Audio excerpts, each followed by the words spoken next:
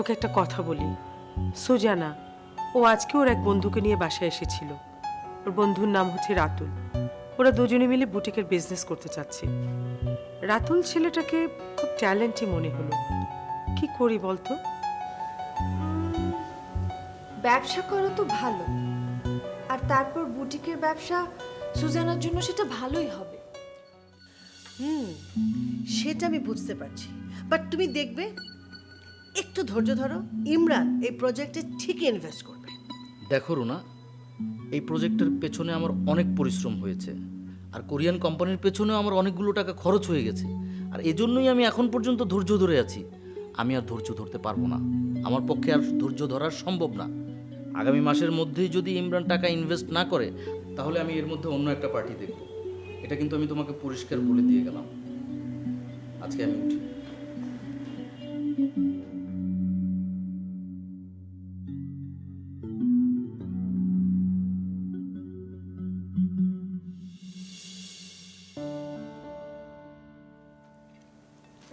ইকরাম, জি ভাবি। ভাবি আর সবাই খাচ্ছে। হ্যাঁ, আমি দিচ্ছি, এই জন্য একটু খাও। সবাই তো খাচ্ছে, তুমি খাচ্ছ না। কোথায় ভাবি? এই তো মন খাচ্ছি। খারাপ নাকি? কিছু হয়েছে? না, তেমন কিছু না। আসলে একটা বিষয় নিয়ে একটু ঝামেলার মধ্যে আছি। কি ঝামেলা? ঝামেলা হচ্ছে ভাইজান, মানে আমার মেজো ভাই হুট করে আমাকে 60 লক্ষ টাকার একটা চেকে সিগনেচার করতে বললেন। কেন? আসলে কি ভাবি, ওই যে মৌমিতা ভাবি আছেন না, উনি মেঝো ভাইকে দিয়ে 60 লক্ষ টাকার একটা গাড়ি কিনিয়ে নেওয়ার জন্য চাপ দিচ্ছেন। এত টাকা দিয়ে গাড়ি কিনবে? হ্যাঁ ইকরাম, তোমার মেজো ভাই এখন তোমাদের কোম্পানির এমডি। সে তার বউকে একটা গাড়ি কিনে দিতেই পারে, এতে তো বাধা দেওয়ার কিছু নেই। প্রত্যেকটা মানুষের নিজস্ব একটা প্রয়োজনীয়তা থাকতেই পারে। এই যে লাবণী তোমাকে একটা ফ্ল্যাটের কথা বলছে, শ্বশুরবাড়ির এই ঝামেলার মধ্যে নিরিবিলিতে ও তো একটা ফ্ল্যাটের কথা ভাবতেই পারে। জি জি ভাইয়া, সব কিছু ঠিক আছে, তারপরেও আসলে ইকরাম, সবসময় নানা দিক ভেবে সবকিছু করা যায় না। মৌমিতাকে যদি ওর হাজবেন্ড 60 লাখ টাকা দিয়ে যদি একটা গাড়ি কিনে দিতে পারে, তুমি তো লাবণীকে একটা ফ্ল্যাট কিনে দিতেই পারো। এটা তো অন্যায় কিছু না। আর একটা ফ্ল্যাট কিনলে লাবণীও একটা সুখের জীবন ফিরে পাবে, তাই না? আচ্ছা, আমরা মনে হয় গল্পই করে যাচ্ছি। খাওয়াটা আমাদের হঠাৎ করে বন্ধ হয়ে গেল। খাও খাও। ভাবি আমার খাওয়া শেষ। ভাইয়া এতটুকু খেলে হবে? আরেকটু খান। এই জানো, ও কিন্তু নতুন একটা ব্যবসা করার প্ল্যান করছে। ওরে সর্বনাশ, তাই নাকি? তাহলে তো সুজনা এখন বিশাল একজন বিজনেসম্যান।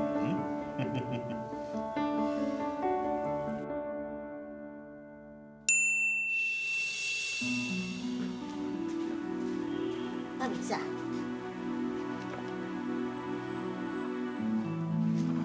বড় ভাবি, মাইজা ভাবি না তার বাড়ি ঘর এমন ভাবে সাজাইছে, আমি না কোনো দরকারি জিনিস মালুমই পাইতেছি না। এত খরচাপাতি কইরা এত কিছু করণের কি দরকার আছে কোন তো? তুমি কি আমাকে কথা বলতে এসেছো? না ভাবি, আজকে যখন গেটের বাইরে ময়লা ফলাইতে গেছি না, দেহে কি আমগো রহমান আছে না ঘুরঘুর করতেছে। তুমি রমনকে আসতে পারো না কেন?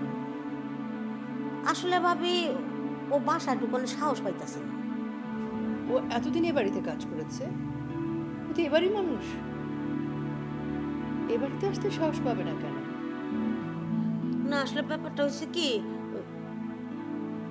মাইজা ভাবি যে ওরা বাইক তুন বাইর করে দিছে, সেই লিগা মনে হয় বাড়িতে ঢুকতে সাহস করতেছে না। কাল যদি আবার তুমি রহমানকে দেখতে পাও, আমার কথা বলে ফিরে নিয়ে আসবে। আচ্ছা।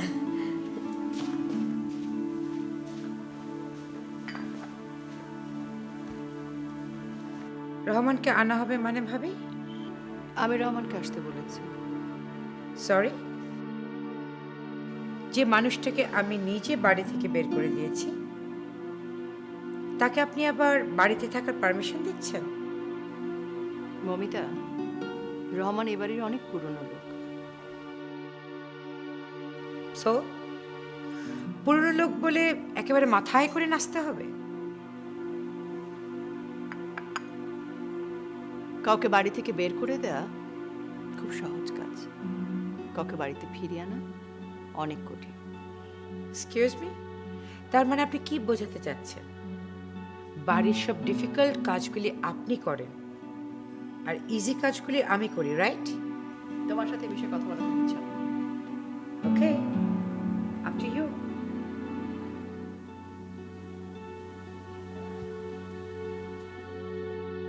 কাউকে বের করে দেওয়া যদি খুব সহজ কাজ হয়, তাহলে তো আমাকে আর একটা সহজ কাজও করতে হবে ভাবি।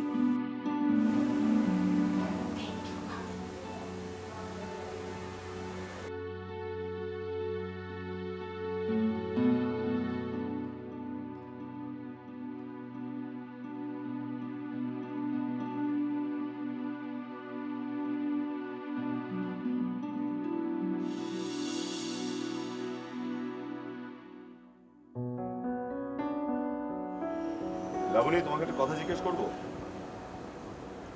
কি কথা বলো? তুমি যে আলাদা করে একটা ফ্ল্যাট চাও, কই আমাকে তো কখনো কিছু বলোনি। আসলে বিষয়টা আমি আগে সেভাবে ভেবেই দেখিনি। তাহলে সেদিন মেজো ভাবি আমাকে শপিং এ নিয়ে গিয়েছিলেন। মেজো ভাবি তো বললেন বাড়িতে এখন যে কোনো সময় যে কোনো রকমের ঘটনা ঘটে যেতে পারে। যে কোনো সময় যে কোনো ঘটনা ঘটে যেতে পারে? কি ঘটে যেতে পারে? এই যে যেমন বড় ভাইয়া হঠাৎ করে অসুস্থ হয়ে গেলেন, মেজো ভাইয়া এমডি হলেন, এগুলো কি এক একটা ঘটনা না? ভাবি আরো বললেন, কি বললো? বললেন যে বড় ভাইয়াকে এমডির পদ থেকে সরানোর পর বড় ভাইয়া এখন যে কোনো সময় যে কোনো ঘটনা ঘটিয়ে দিতে পারে, আর সেজন্যই তো উনি বাড়ি থেকে আলাদা হয়ে নিজের সবকিছু গুছিয়ে নিতে বলেছেন। আর আমাকে বুদ্ধি দিয়েছেন আমি যেন আলাদা একটা ফ্ল্যাট নেই। ও ভাবি, ফুডটা যা অসম ছিল, স্পেশালি ফিশটা। থ্যাংক ইউ আমাকে এখানে নিয়ে আসার জন্য। You welcome. কিন্তু একটু চিন্তা করে দেখো লাবণী, আমি যদি তোমাকে জোর না করতাম তাহলে কিন্তু বড়ভাবে তোমাকে আসতে দিতেন না, রাইট? তুমি একদম ঠিক বলেছো। এনিওয়ে লাবণী, আমি আসলে তোমাকে কিছু কথা বলতে চাই। কি কথা ভাবি? এই যেমন ধরো এখন যে ক্রুশিয়াল টাইমটা যাচ্ছে, এই সময় বড়ভাবের কাছ থেকে তোমাকে একটু সাবধানে থাকতে হবে। কেন? কেন বলছি, আমাদের কোম্পানির এমডি এখন কে? ইমরান, রাইট? তো আগে ছিলেন বড় ভাইয়া। তো বড় ভাবির ভিতরে একটু ইনফিরিয়র কমপ্লেক্স কাজ করছে, কারণ ওনার পাওয়ারটা একটু কমে গেছে। সেই কমপ্লেক্স থেকে উনি কিন্তু যে কোনো সময় যে কোনো ভয়ঙ্কর কাজ করে ফেলতে পারেন। ইমা, তাই নাকি? বুঝতে পারোনি তাই না?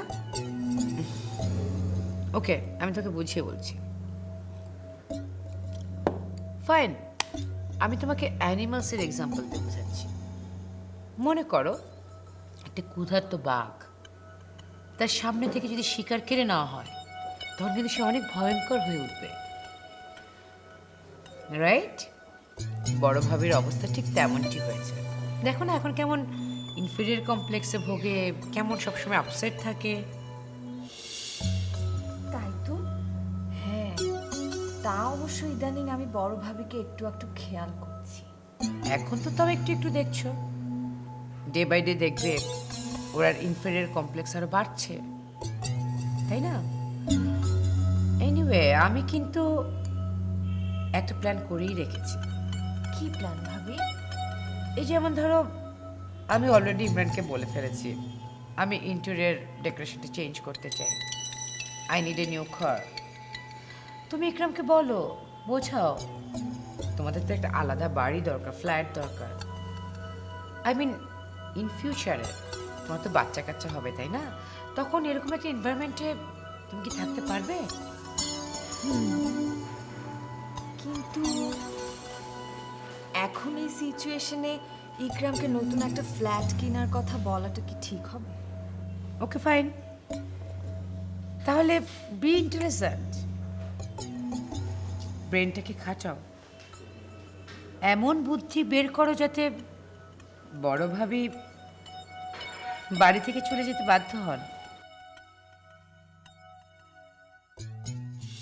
এনিওয়ে লাবণী, তুমি আর কিছু খেতে চাও? I mean any dessert, could be ice cream or something like this, coffee? No no no ভাবি, আমাকে বাসা থেকে এনেছেন, এত এত শপিং করে দিয়েছেন, এত খাইয়েছেন, এজন্য আমি খুবই খুশি। So sweet of you. আরও ঘুরবো, কারণ ইমরানকে আমি অলরেডি বলেছি আমি আমার গাড়িটা চেঞ্জ করে নতুন একটা গাড়ি কিনতে চাই। তারপর আমরা দুজনে মিলে অনেক ঘুরবো, শপিং করব, বিভিন্ন রেস্টুরেন্টে খাবো, অনেক মজা করব। You got it? এনে কয়টা বাজে দেখো তো। এনিওয়ে লাবণী, চলো উঠি। চলকে তুমি শপিং এর ব্যাগগুলি নাও। হেল্প করবো? না না ঠিক আছে, ওকে, লেটস গো। চল।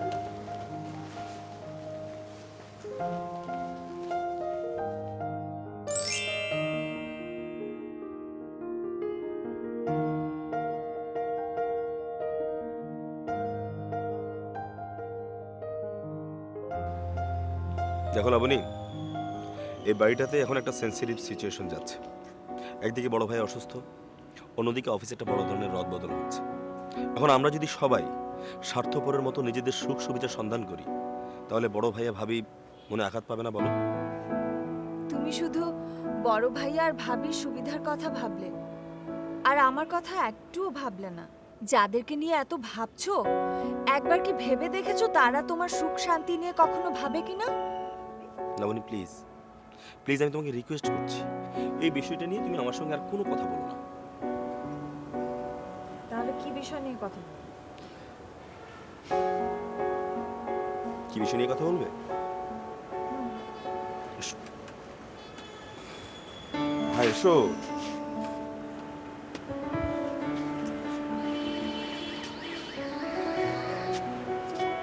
অন্য কোনো কিছু না।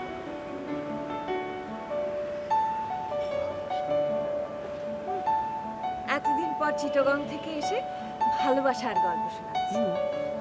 শুধু ভালোবাসা ভালোবাসা ভালোবাসা। সেখানে কোনো বাড়ি থাকবে না, গাড়ি থাকবে না, কোনো ঝগড়া হবে না।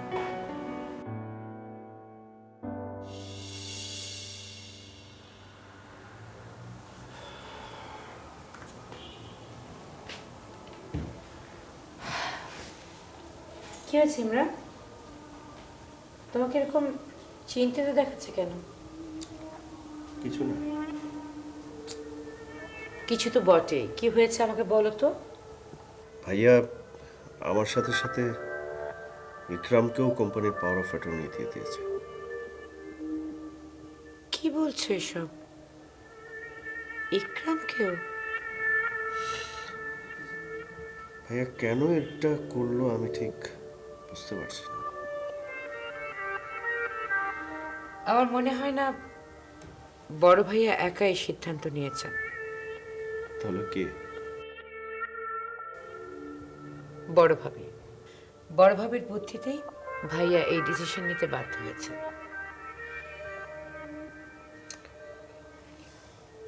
কি করা যায় বলো তো? এখন তো কিছুই করার নেই, সব পেপারস তৈরি হয়ে গেছে।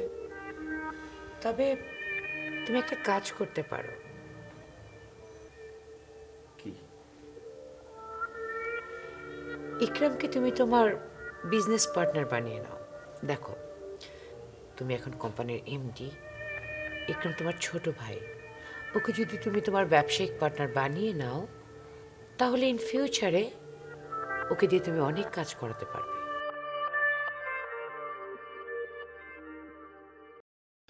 কোম্পানির সব কিছু এতদিন ছিল তোমার বড় ভাই ইকবাল সাহেবের হাতে। এখন সেই ক্ষমতা তোমার আর ইমরানের হাতে। তাই প্রত্যেকেই চাইবে নিজের নিজের মতন করে হিসাবগুলো বুঝে নিতে।